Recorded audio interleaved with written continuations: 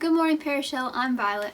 And I'm Sam. So for today's Supernewzzz, as the semester comes to an end, we're going to be looking back on 2020, the absolutely stunning year that we just endured. 2020 was a year of ups and downs, but mostly downs. How was your 2020, Sam? Obviously, for a lot of people, it was a lot worse. I was lucky enough to not have my parents lose their jobs or anything. They were mostly able to work from home or do that type of stuff. It was really just a lot of boring staying in and not being able to see friends, all that stuff. However, there were also some good parts. Spent a lot of time on FaceTime with my girlfriend and stuff like that. But for the most part, it was pretty bad. How about you? Well, I was stuck at home for most of the summer, and at the beginning of quarantine, I felt very bored like most people. And online school wasn't too fun. But once summer hit, my dad, my brother, and I all built a greenhouse and a cabin in the woods. It was a productive year despite the global pandemic. I was lucky enough to be able to go hiking and camping many times throughout the summer, because those were outdoor activities. I had a surprisingly good summer for the circumstances that the world was in. Where did you go camping last summer?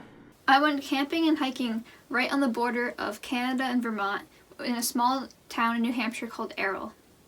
It was surrounded by mountains, and Dylan and I hiked on a 7-mile hike. We thought it was only going to be 3 miles based on the map online, but it didn't matter because it was so much fun. The mountain was 3,000 feet high, and we only saw one other person the entire hike. We were scared that a bear was going to eat us. Well, that's pretty cool. Sadly, throughout 2020, many horrible things happened. Starting in January, Australia had brush fires that burned 47 acres of forests. Also in January, COVID-19 emerged in Wuhan, China, and quickly spread across the globe. In February, Donald Trump became another one of the very few presidents who've ever been impeached. May featured the appearance of murder hornets, and there were rumors of Kim Jong-un's death. In August, there were wildfires across the West Coast, displacing hundreds of thousands of people from their homes. And in September, Ruth Bader Ginsburg died at age 87. This is obviously a very small portion of all the terrible things happened, but I don't think we would be able to fit this in a 5-minute video if we went through all of them. So those were some of the biggest. But let's put all these negative events behind us and talk about the positive things that came out of 2020.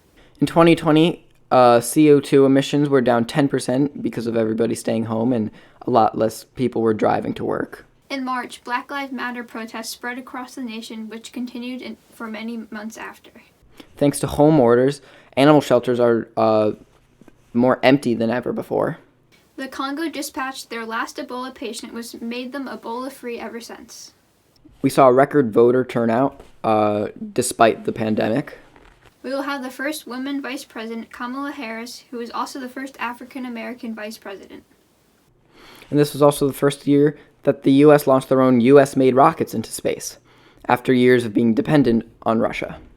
The Supreme Court has ruled that no one can be fired for being gay or transgender.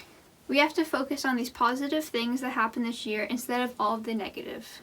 We just gotta try and make 2021 a little better than 2020, which you'd think wouldn't be too hard based on how terrible 2020 was, but I guess we'll see.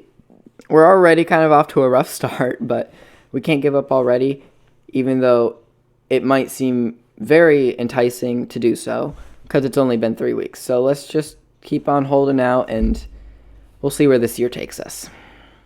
Sadly, this will be our last Supernewzzz segment of the year. I hope you all have a great rest of the school year.